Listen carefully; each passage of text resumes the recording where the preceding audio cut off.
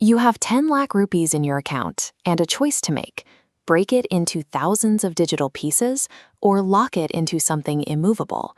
We are deciding exactly where to park that 10 lakh rupees: the stock market or real estate. Online debates usually turn this into a screaming match about which one is inherently better, driven by whatever market is trending today. We're skipping the hype.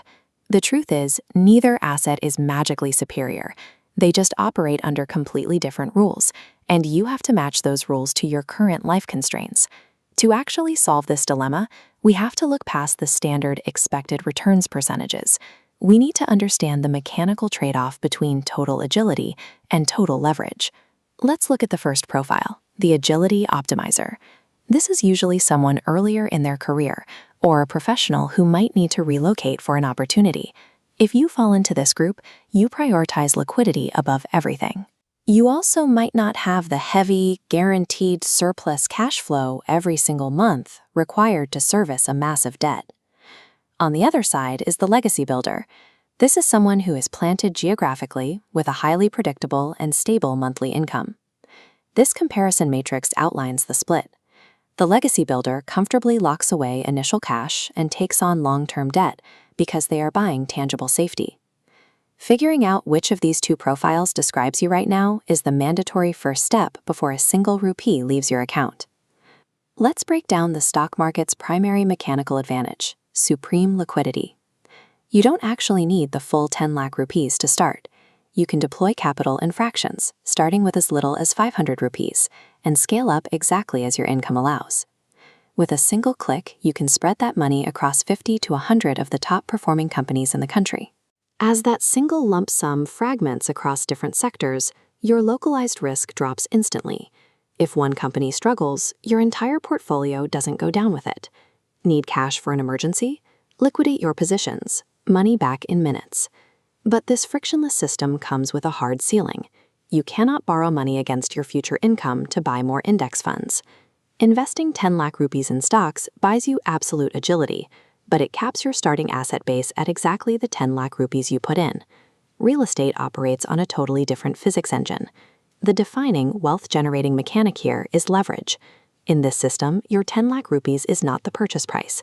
It is just the down payment. This diagram illustrates the leverage fulcrum. You use a small pile of cash to control a massive 50 lakh rupee asset. From day one, the entire 50 lakh asset appreciates, even though you only contributed 10. Simultaneously, monthly rental yields actively pay down your debt obligation, shrinking the loan while equity grows. As inflation pushes prices and rents higher, your fixed debt gets cheaper to service.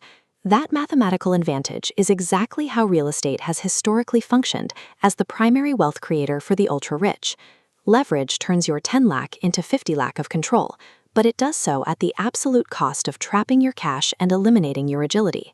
Controlling a massive asset isn't free. It requires continuous physical and mental effort. Property is highly illiquid. You have to handle maintenance, deal with tenants, and manage the relentless monthly pressure of servicing a massive EMI. Compare that to an automated stock market index fund, where your capital works entirely in the background without a single phone call or repair bill. This quadrant chart maps the reality.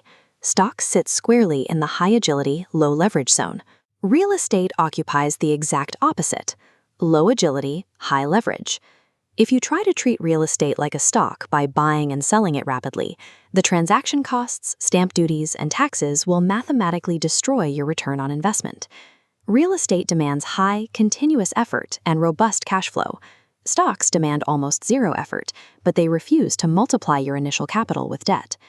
We've arrived at the final evaluation. You need to rigorously categorize your life for the next 5 years. Look at this decision tree. Your primary goal dictates your path, and it routes you to one of two scenarios. In scenario A, you anticipate needing access to your cash within 5 years, or you plan on relocating to a different city. If that's you, commit to the stock market. You need to capture that liquidity premium to keep your options open. In scenario B, you possess a highly stable monthly cash flow. You intend to stay planted exactly where you are, and you want to build a massive permanent asset base. If that describes your life, commit to real estate. Utilize the leverage fulcrum to lock in tangible wealth. Drop a comment below and tell me your profile. Based on your life right now, Are you choosing stocks or real estate? Stocks are an incredible tool to grow wealth, but properly managed leverage through real estate is what builds a generational legacy, provided you can survive the trade-off.